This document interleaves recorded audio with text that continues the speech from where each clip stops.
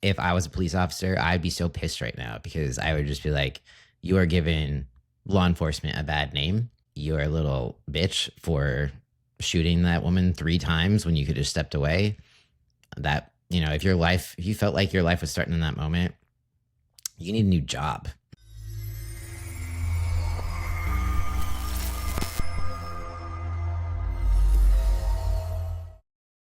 Hi, Doom Scroll Club fam. We're having more technical difficulties, so this is our second startup of this episode. If you are like us and have been dealing with nonstop scrolling of just unending doom on social media and news outlets, we're here to talk about it. We have no education, we have no experience. We are not experts in any way, but we are human beings living in a tumultuous country, just trying to make it day by day. So with that, Cody, how has your week been? It's been great. Yeah, no education. We are just professional Americans living under some fucking shitty stuff at the time. So there's a lot that comes with some lived experience, right? That counts. But anywho, so yeah, as we were saying before everything, technically all the glitches and technical stuff happened, it's just been one of those weeks where it's kind of, there's just been things that are frustrating that don't really go exactly as you were hoping or planning. And there's just a lot going on in the world. And I feel like that's a big part of it. There's a lot of distractions. I feel like personally for me, like this has to do with our first topic, but there's just this sense of, like you're being gaslit, or it's just maddening to be like how people have such different perspectives depending on your political affiliation or I just don't know. It just shows like, how are we gonna not be so divided when we can't even see a video in the same light from a bazillion different angles? And yeah. So anywho, how are you doing? I'm doing good. That's all relative. I'd say, in the chaos of what the world is right now, I'm doing good. I have a roof over my head. I have, usually got food on my plate, and so things are good. I'm doing better than other people. There are people that are in a lot worse situations than I am. So doing good. Looking for the positivity, right? Yeah, I think I'm just trying to get back from the chaos of the holidays and getting back into, working and having a routine, dealing with, had some medical stuff this week, had an endoscopy. So that was fun. I got a nice 14-hour nap from that. So that was good. Sounds like you needed it. I still feel like I need more. So, yeah, no, that was good. I think other than that, it's just been, a week of trying to get by and also seeing what's going on. And, it's definitely scary. What we're going to talk about, is, we've got, ICE shootings. We've got, countries getting taken over and threatening other countries. And it's definitely a scary place to be right now, especially as an American. It's a shameful place to be as an American. So yeah, do you want to jump into our first topic? Yeah, I feel like this is the one that the whole country has been weighing in on it for about a week or so. I mean, just kidding. It happened the 7th, so it's just not that long. It feels like a week. But it's been a lot of back and forth as more information is released, more videos are released, different angles, blah, blah, blah. But yeah, on January 7th in Minneapolis, 37-year-old citizen Renee Nicole Good, a mom of 3, poet, and widow, was fatally shot by an ICE agent during a vehicle encounter. Video shows interaction escalating. ICE claims self-defense, but witnesses and family say she was unarmed and complying. Her wife and community remember her as kind and creative. It sparked nationwide protests against ICE tactics. So that was one, and we'll go over our thoughts on that in a second. But before we do, there was one just the next day that happened on the 8th in Portland. So there were 2 people that were shot and wounded by Border Patrol under DHS, like ICE, in Portland's Hazelwood neighborhood during a traffic stop. Authorities cite self-defense and a gang nexus. with the victims hospitalized but stable. This fueled more protests at Portland's ICE building, linking to a broader anti-federal enforcement backlash. So at least those 2 victims survived. That's probably why I had a hard time finding more information about it. I did see like little things about it here and there, but there wasn't big news stories. And I think it's just, because the Renee Good situation was still front and center of, people investigating, seeing if it was justified, self-defense, whatever, because what the public had been told before it was all over X by the president himself was saying that he saw the video and he's surprised the officer is alive and he's in the hospital recovering.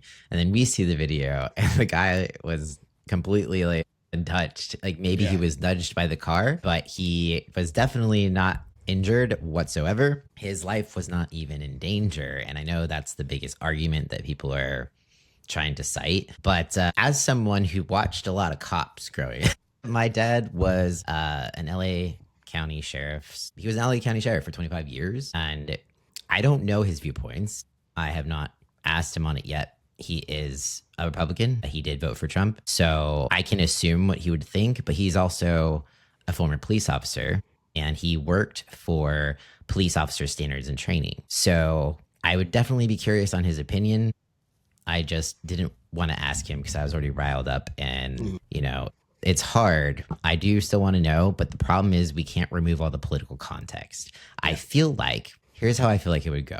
If I were to ask my dad what he thought of the situation and he removed all political context and he didn't know anything about the person in the vehicle, he didn't know like why she was where she was or what was happening, or maybe that would be detail that would be needed. I don't know.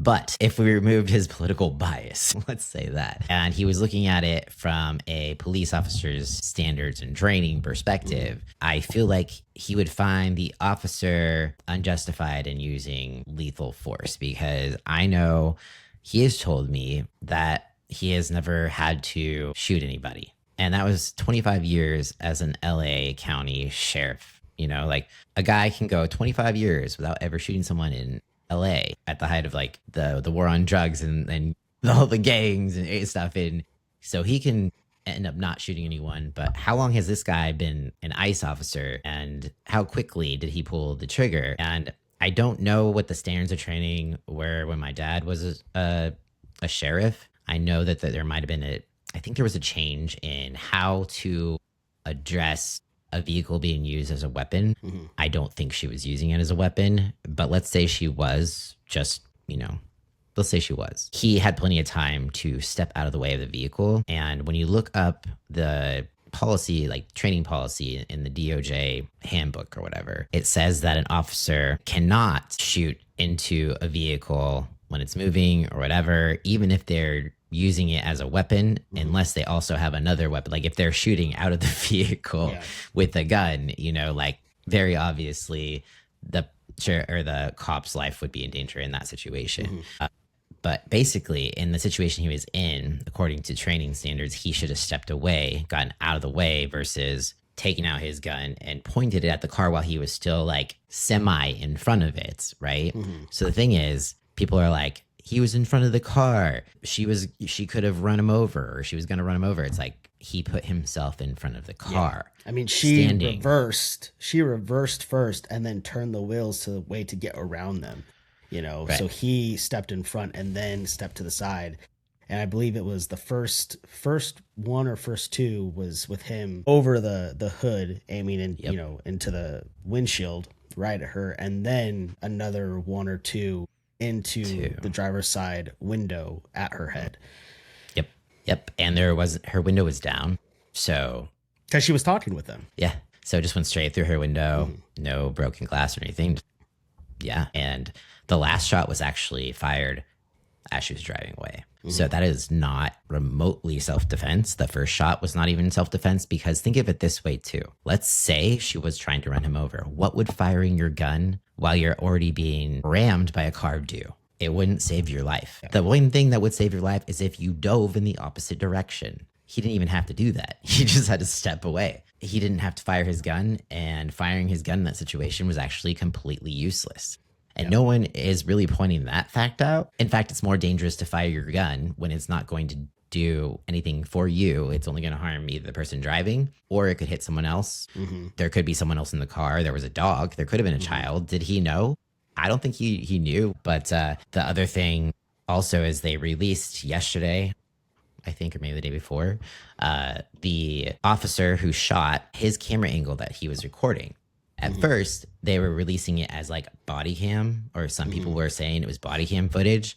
And then they're like, this only like solidifies that he was in the right because it sounded or looked like you could see him getting hit by the car. But there's a few things to note. One, he was holding it. It was a cell phone, right? You can see it in other footage. You can see it in the reflection in the car. And there was also rumor that, you know, the Trump administration was telling the ICE officers to record as much as possible for social media and blah, blah, blah. So I think that's why he had his phone out and he was recording. So he has his phone out. At first, it's in his right hand. And as he comes around the car, he switches hands, which is a key clue here that it was premeditated. She wasn't even driving yet. It was immediately like when he got in front of her, he switches hands and then reaches for his gun. And then it just happens so fast. And you hear something that sounds like contact. It could have been, but it was also partially because if you look at the footage, he's leaning over the car. And we don't know how much of that sound was the gunshots going off or the kickback from the gun going off, not actual like ramming of the car. I do think there was like slight contact, but I think it's because he was leaning over to get a shot off, not because she was moving too far forward. Because the other thing that you also look at the footage from his perspective, you see the wife, and when she says, drive, baby, drive, obviously she's trying to say like, escape, get out of here. MAGA saying that she was encouraging her to hit the officer when she said, drive, baby, drive. Come on. Like, come on. Yeah. But also, so as soon as she says, drive, baby, drive, you see her hands immediately start turning this way. She immediately starts turning the wheel, like as fast as she could go. She didn't like hit the gas with her arms straight. She's like trying to turn away. And again, she reversed too to give space. Yeah, well, that was the initial. She like reversed at first as they were approaching to talk to her, and that's when she was like, "I'm not mad," you know. So the reverse, I feel like, was actually a lot further before than like I don't know. It's weird when it's all synced up because the cop actually had like circled her car a few times. So he had put himself in front of her car, I think twice. And that's not something you're supposed to do. It just escalates things. He escalated situation, and part of a police officer's duty is to de-escalate, not escalate it. And they all fucking escalated it. And so, do I think it was justified? Fuck no, it was not justified. And that's like a fucking rookie, you know, trigger happy cop. Straight. Well, straight even up. after the shooting, his immediate words were "fucking bitch." Fucking bitch. And you know that states to like the anger this person is feeling, you know, like this isn't someone who's just trying to do a job, calm a situation down or whatever. He wanted to do something, you know, he wanted to take his anger out, and he did. Yep. Yeah. And that's another clue, because I feel like any normal human being, even if you're a police officer, you don't want to shoot someone.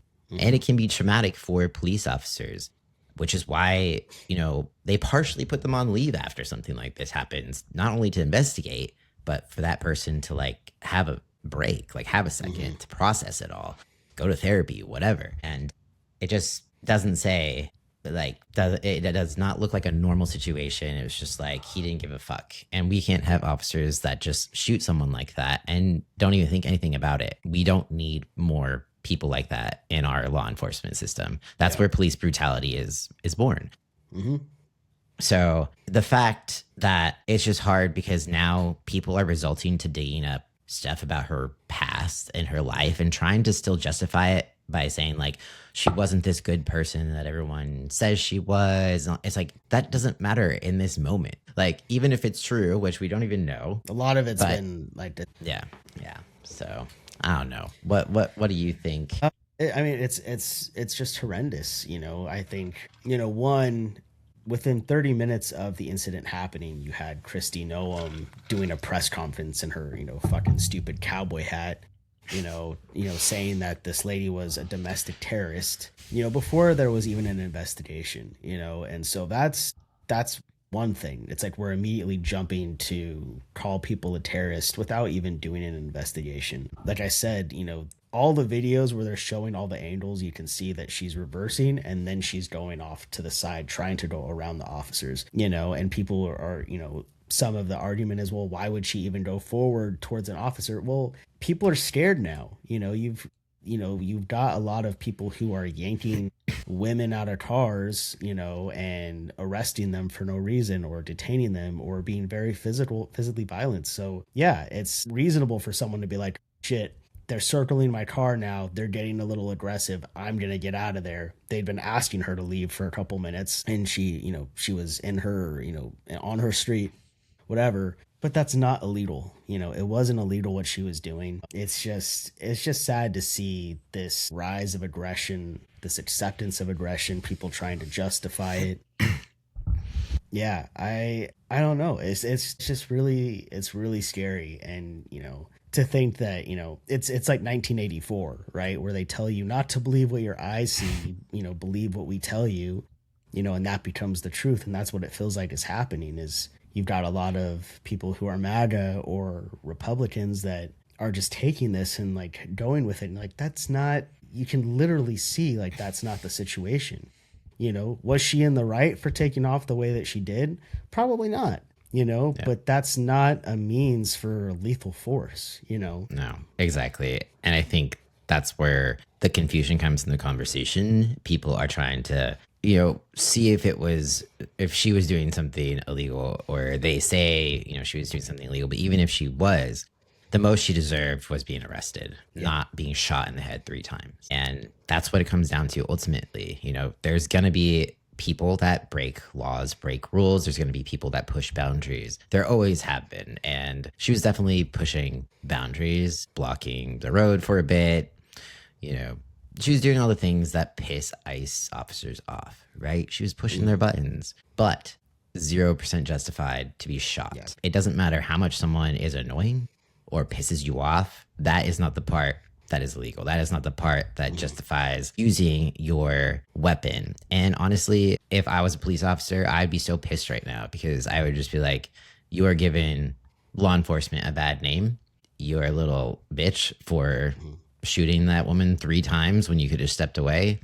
If you felt like your life was starting in that moment, you need a new job. You are a little bitch. Well, that's the thing too, is these ICE agents, they go through exactly 47 days of training. That's it. Compared to, I don't know how long police go through training, but I know it's significantly longer. I should ask my dad.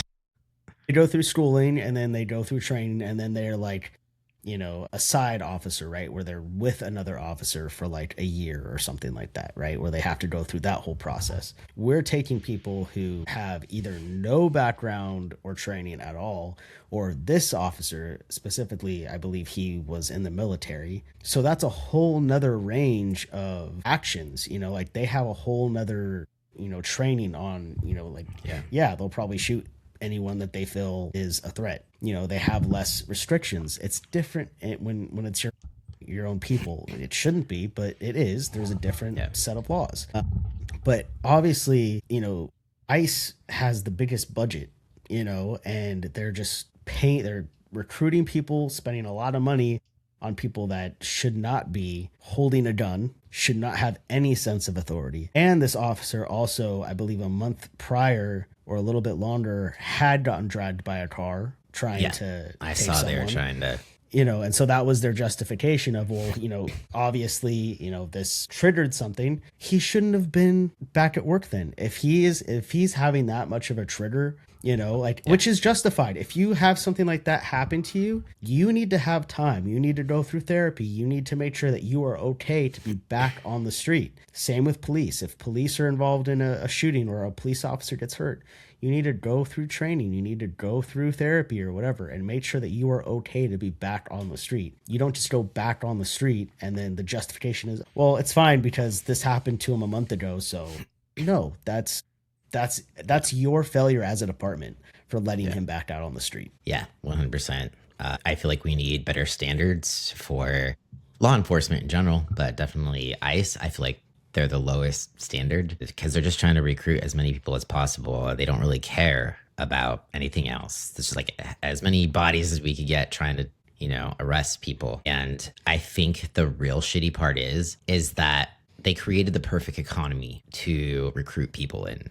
This is kind of what was happening, I feel like, in the 2008 era. There were so many people joining the military because there were no jobs and people just needed money. And they were being as picky as they've ever been as far as who they were letting in the military at that point, because they had enough. They were full, like, didn't really need to recruit any more people. Yeah. It's not the same now, but with ICE, I feel like that is kind of what is occurring. People need money. And so they're giving these incentives of like sign-on bonuses and like money, like for people who probably are really struggling and need to support their families. And this might be the only option for them, even if they're not particularly wanting to do the work. I don't know where I'm saying with this. It's not that I'm being like, I want to have empathy for ICE officers. I'm just saying, like, the way that they laid this out, it's almost like this plan that was kind of genius in a way of how they unfolded it all. It's like they crashed the economy to make people desperate enough and, make people more on alert,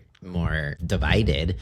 That also goes into the other thing where I've seen a lot of people saying that this was just staged and they were doing it to distract from like the Epstein stuff or just everything else in general. And they're doing it in order to divide Americans further. And I don't know, nothing's impossible these days, but I mean, if you think about feel it, like kinda, there's something every few months that tends to try to divide people. So, yeah. Yeah. And I think like, their recruitment tactics are kind of similar to like organized crime, right? You look for people who have nothing else and have nothing else to lose, and you bring them in and you give them, the feeling of safety and comfort and luxury. It's like joining a gang. Yeah, no, exactly. And it's like, having a signing bonus if you get $50,000 just to sign on to do something. It's like, oh, fuck yeah, I can, that's a new car. That's, whatever. But like, it's crazy. And, they're recruiting people who aren't even like in physical shape to do the job just to get those numbers up, but obviously, they're recruiting people who mentally should not be in these positions whatsoever. And then there's no follow through. There's no standards. There's no like making sure these people there's no checks and balances, and so all that these ICE agents are being told is they have immunity. Do the job, get your numbers in. You've got immunity. We don't care how you do it. And it's like, it's crazy. I saw another thing, and I can't remember all the details, but it was something like an off-duty officer or something to the effect on New Year's was like shooting off their gun in celebration, and an off-duty ICE agent came out and something happened, and the ICE agent shot him, killed him. I don't know all the details. I think from what I heard, the guy tried to shoot at the ICE agent. If that happened, that's wrong too. But it's just, there's just all these things happening where it just feels like aggression is happening more and more. And we've got the Portland incident happening the next day. Saw another video of a woman. She was recording an ICE agent, and the ICE agent's coming up to her, and he's, telling her, don't push it. What just happened. And he like takes the phone from her. Like, they're threatening, and it's just, it's the fact that there's no repercussion for one ICE agent. So it's going to escalate, because now they're going to see that, oh, well, this person didn't get in trouble. This person now is basically being honored by, the DHS and the president, so like, that's what we need to do. If someone gets in our way, we need to shoot them, whatever. But that's what it feels like. And it's scary. And then we had JD Vance saying, they're going to start going door to door checking people's papers. Like, yeah, we're in Nazi Germany. That's what it feels like. It's at that point, like, it's so terrifying. Yeah. Yeah. Is that even legal, going door to door? Because they have to have a warrant. They're supposed to. So it's just crazy. I think it would, people are like, oh, well, Obama, he, what's it called? More people than Trump or whatever. And it's just like, okay, so all you're doing is admitting that he was able to deport people in a manner that was less chaotic. So obviously you're doing something wrong. And that's also over 8 years versus Yeah. 1 year. Yeah. Yeah. It's just the way that there, I don't think anyone thinks that we should just let people live here illegally, even if they're criminals or gang members or, that sort of thing. I think we can all agree that we don't want more, violent criminals in our country. But the thing is, they're not just specifically going after violent criminals, which I feel like originally they said they were going to do. And now it's just a free for all. And the scary part is that they are making mistakes because they're trying to do it too quickly. Mm-hmm. And do you want to make more mistakes, or do you want to do a good job? Whatever that means, whatever that looks like. It's just about that final number count. That's all they care about. And they don't care about how they get it. They don't care who's involved in that number count. They just want those big flashy numbers. And the other question is, like, where are they even sending the people? I think that's why people are so scared, and might have been a reason why someone would be scared enough to try to escape. Because where do people go when they're arrested by ICE? There's been some people who are like, where did they go? They just like vanished, Yeah, I think I read something where there's like 1,500 people that are unaccounted for that have been taken by it. I'm not surprised. Yeah. So in a normal situation, if it was a traffic stop, like, because of my dad being an officer, it was always like, do whatever they say. Do not try anything. Just literally comply. That is all you do. That's a lesson we are always taught. But I feel like it's different for the situation of ICE. Like, I have so little trust in them. I don't know that I wouldn't try to do the same thing, because you don't know where you're going. If it's like Placer County Sheriff, you're going to fucking Auburn County Jail. Like, you're going to the Placer County Jail. If you're taken by ICE, like, you don't know where the fuck you're going. You don't know how long it's going to take for them to figure out if you're a citizen or not or whatever. Like, you don't know if they're going to treat you properly. Like, you hear horror stories of how they're treating people in whatever facilities they're taking them to. And so, yeah, there's a lesbian woman. That's quite a vulnerable situation to put yourself in with these misogynistic bitches that apparently think it's okay to shoot you in the head 3 times and call you a fucking bitch afterwards. So, yeah, it's okay. I feel like people have reason to be afraid. So, yeah, that's all I have to say about that. Yeah. But yeah, so that's going to be an ongoing thing. And it's become, I feel like, the blue or gold dress of the internet video back in the day, where it's like, is it blue or is it gold? It's, was it justified or was it not? And the fact that we're doing this game over someone being murdered is fucked up, and really hard not to lose hope in humanity. But yeah, on another note, you want to go into the Venezuela situation? Yeah.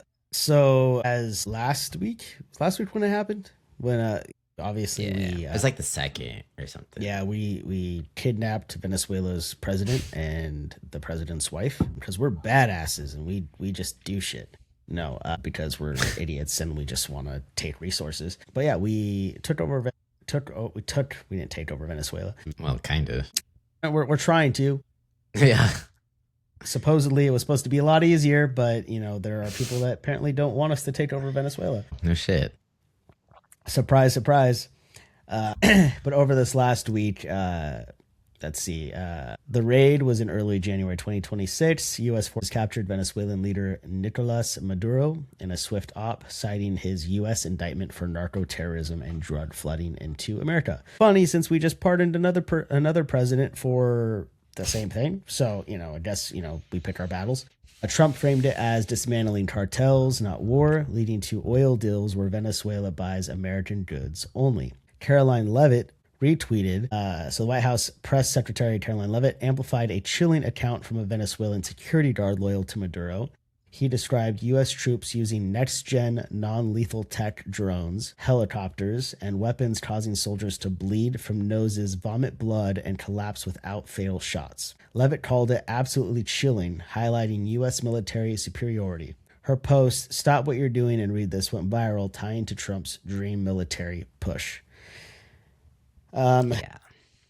That's a little crazy. Also not surprising. I think obviously, using that sort of military grade is terrifying, especially looking at what we're doing now, which is trying to take Greenland. I just watched a video where apparently Trump asked military leaders to start prepping a plan of how to attack and occupy Greenland. From that report, if it's true, luckily he's getting a lot of pushback and military leaders are refusing to do this because it is illegal. And you would not get Senate approval, let alone, NATO approval. So hopefully that doesn't go through. I think if we did attack and take over Greenland, that's the final straw. We're going to lose any chance we have to still be connected to NATO. That would be the World War III, I think, if we did that.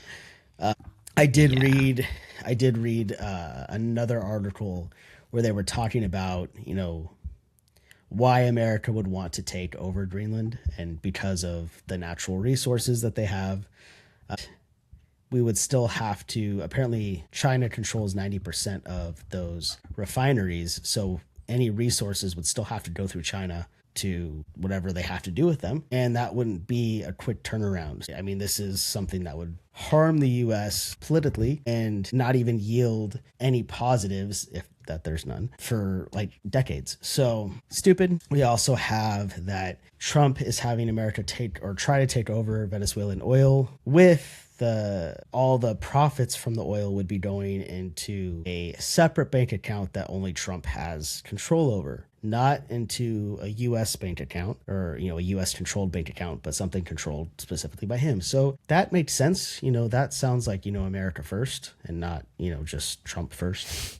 Yeah, definitely. I don't know. What are you feeling about all of this stuff? I mean, I just love how they try to gaslight the American people at first, and then they use. So at first it's because the drugs, right? And we were going in to take down their dictator. That's what we were in there. And now it's for the oil, but we're still okay with that now because it's already done. And the drugs weren't a good enough excuse before, so now we're well, we got oil, and the Americans are gonna love it because we're gonna bring gas prices down. They're not gonna complain. And also, Venezuela is happy. We're showing the people, celebrating that the dictator, we got rid of him. We did him a favor. But it's the U.S. isn't just this gracious, we're not doing this for the Venezuelan people. That's just not how this works. And unfortunately, we don't know what is to come for them. We don't know what is to come for us in the country. And so this is very conspiracy theorist, but I found this interesting to think about. So I saw this tweet. I'm just going to read it because it makes you go so it says, Trump orders U.S. Army chiefs to draw a plan to invade Greenland. The urgency that Trump is operating under expand the American empire into Greenland, Canada, and Mexico makes it seem he's hell-bent on taking over the entire Western Hemisphere and quick. It seems he wants to collapse NATO and sacrifice Europe. So Russia would take most of Ukraine and Europe. China would advance on Taiwan and Japan. Israel would create their Pax headquarters in Jerusalem, which would become the transnational capital of the world. The power of the planet would be consolidated and balanced out. Russia, China, US, with Israel serving as the new world capital. This seems to be a plan. Trump was put in place to carry it out. It's not America first. America is bankrupt and owned by the globalists. We are simply the private military and factory for the globalists. Russia didn't retaliate when we took their tanker. China didn't say a word when we stole Venezuela. They are beneficiaries of this deal. The big guys will get much bigger. The little guys are all in trouble. The rich will get insanely richer. The rest will be put in UBI via CBDC. Robots will take over most jobs. The smart ones will move out to rural areas and start like-minded agrarian communities. And ordinary humans will enter a new consciousness phase of intense self-reflection, searching for meaning and purpose in this new world. That was a roller coaster. But, just the theory to entertain if you want to get real rabbit hole crazy. But that almost, because I read that and I was if you're thinking about leaving or getting out of the country and you wonder well, where should I go where I won't become part of Russia or etc., or will it eventually just become the US? So can you escape? Yeah. So having, Russia, China, and US in charge of the world's a little terrifying. So food for thought. I don't know. Yeah, I mean, I was planning on trying to escape to Canada, but now I don't even feel like that's. I know. I'm like, how's Canada's army? Because it'll probably be the U.S. soon. Yeah, gosh, yeah, it's terrifying, absolutely terrifying. Yeah. And to, speak more on the weaponry that we supposedly have, the technological advances and stuff. So I don't think this could be false. I think this could be very true. I know there's been a lot of talk or theories surrounding what type of technology the US military actually has, to the point where a lot of people think that UFOs are actually like a psyop for the Americans to hide the type of technology that we have, which I would not be surprised, or it could be a little of both. There could be aliens, but we could also be, making them a bigger deal than we do. So I wouldn't be surprised if we did have technology like that. But does it feel like they're putting that out there as like a repellent to other countries because we're a little afraid? It feels like it. It feels like we're trying to not have anyone retaliate. So it's hard, especially when the press secretary who lies every other word puts that out there. Like, I don't know if I'm going to trust that. I don't trust her for fucking second. So yeah. Yep. I don't know anymore. Yeah. It just makes you question everything to the point where you're like, this is how psychosis happens. This is how people like go into psychosis, because when you don't trust anything anymore, it's like you don't have a foundation. You don't trust the government. Crazy shit keeps happening. So much uncertainty, things that aren't predictable, especially after 2020, things that we didn't see coming. And so now we're just I feel like collectively always on alert and looking for the next thing. So yeah. Anywho, on that note, what have you been watching? Yeah. So Top Chef still. I think we just finished season 17, which ironically happened in 2020.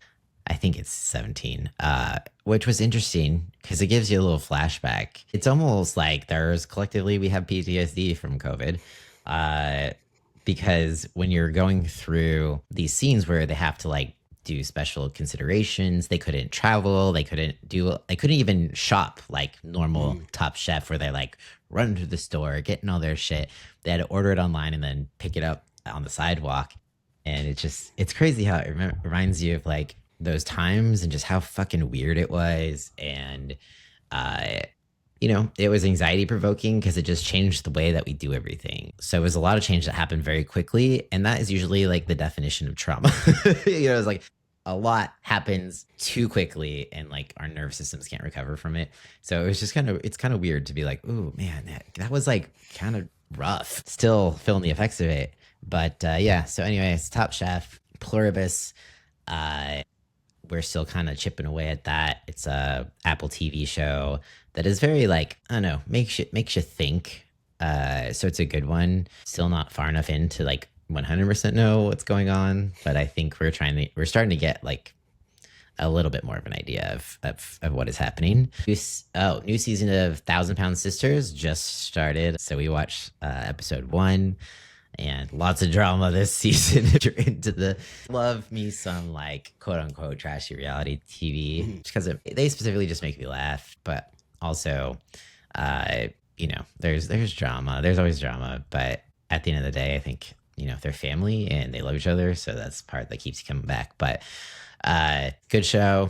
Watch that one. There's a new season of The Pit that is out. We have not been able to find the time to watch that yet, but I'm sure we will at some point this week. Yeah, I think that's it. How about you? Big one, we finally finished Stranger Things.